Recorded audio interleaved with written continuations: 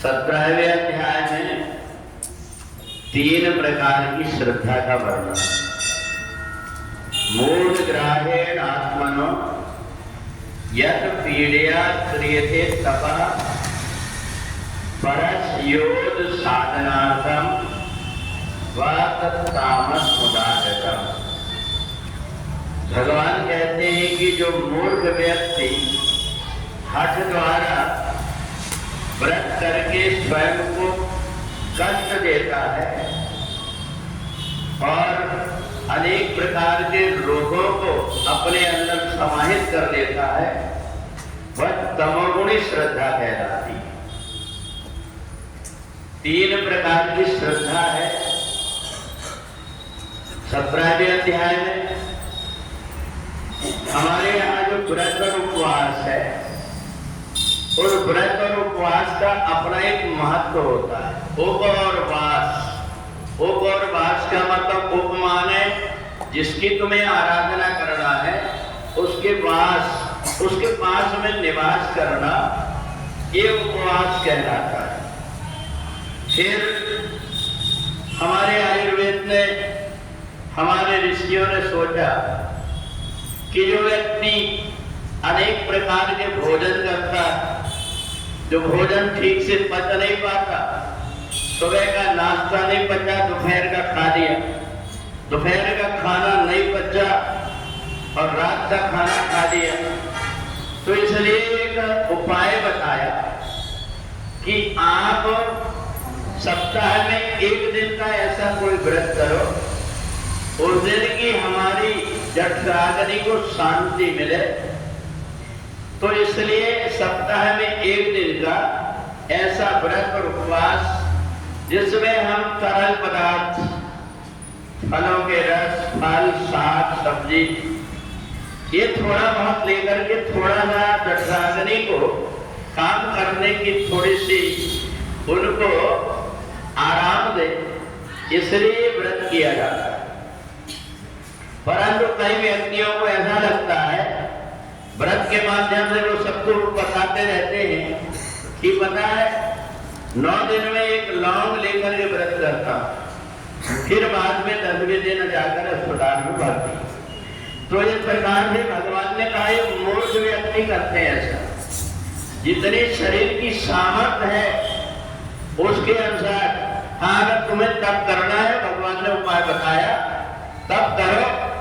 अगर तुम्हें उपवास के दिन संयम का जीवन जीना है, उस दिन तुम सोच लो कि आज मेरा व्रत है, आज मैं ज्यादा किसी से बात नहीं करूंगा, यहाँ तक मोबाइल उठाऊंगा भी, कोई नहीं करेगा व्रत। किसी को आज मैं कष्ट नहीं दूंगा, ऐसी वाणी नहीं बोलूंगा जिससे दूसरों को कष्ट हो, ऐसा काम व्यक्ति नहीं करता। वो ऐसा काम करता है जो केवल दिखावा मात्र हो। 3 प्रकार के तप भगवान ने बताया कि अपनी वाणी से किसी को कष्ट ना हो, वाणी से भगवान के नाम का सुमरन, कीर्तन, भजन करो, ये वाणी का तप हो गया। मन में किसी के प्रति कोई बुराई मत रखो, ईर्ष्या मत रखो, द्वेष मत करो, और मन से किसी का बुरा हो जाए ये मत सोचो, ये मन का तप हो गया। और शरीर के द्वारा किसी भी जीव जंतु की हमसे हिंसा ना हो, इस बात का ध्यान रख करके, ये जो शरीर है ये मंदिर है, अगर इस मंदिर को हम कष्ट देंगे तो इसमें रहने वाले देवता को भी कष्ट होता है। इसलिए जो कुछ भी कहा जाता है, जो कुछ भी बताया जाता है, उसका ठीक अर्थ समझ करके कोई व्यक्ति अगर उसका पालन करता है तो उसको उसका लाभ मिलता है। और इसलिए हमारी श्रद्धा को, हमारी भावना को 3 अलग अलग मार्गों में बांट दिया। एक को सतोगुणी श्रद्धा कहा है, एक को रजोगुणी कहा है, और एक को तमोगुणी श्रद्धा कहा है। अब तुम्हारे अंदर कौन सी श्रद्धा है? अगर कोई व्यक्ति केवल दिखावा करने के लिए कि मेरे को सम्मान प्राप्त हो और दूसरों को दिखावा करने के लिए एक पैर में खड़े होकर के अब पूरे अपने जीवन को बर्बाद कर लेता, साधना नहीं कर पाता, केवल ये बताने के लिए कि देखो मैं एक पैर पर खड़ा रहा।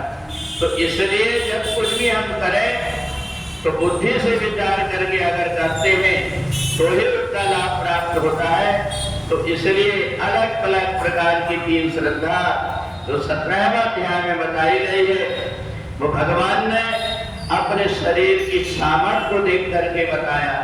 अपना जैसा शरीर सह सकता है उतना हम व्रत करें। परमात्मा ये नहीं देखते कि तुमने ये क्यों नहीं किया, परमात्मा ये देखते हैं कि इसने कम से कम इतना तो किया। भगवान ये नहीं देखते कि तुम्हारी गलती क्या हुई, प्रभु की तरह चूक किए कि करत सदा सहवाद ये की। अगर हमें ऐसा मौका आया, व्रत का दिन है, हम स्नान नहीं कर पाए, तो भी जल छिड़क करके परमात्मा हर प्रकार से संतुष्ट हो जाते हैं। परमात्मा अपने भक्तों को वैसा ही चाहते जैसे माँ अपने बेटे के अपराध को नहीं देखती। तो ऐसा मान करके जो सात्विक सदोगुणी श्रद्धा से परमात्मा की भक्ति करता है, वो भक्ति का लाभ भी प्राप्त कर लेता है। बोले वृंदावन बिहारी लाल की।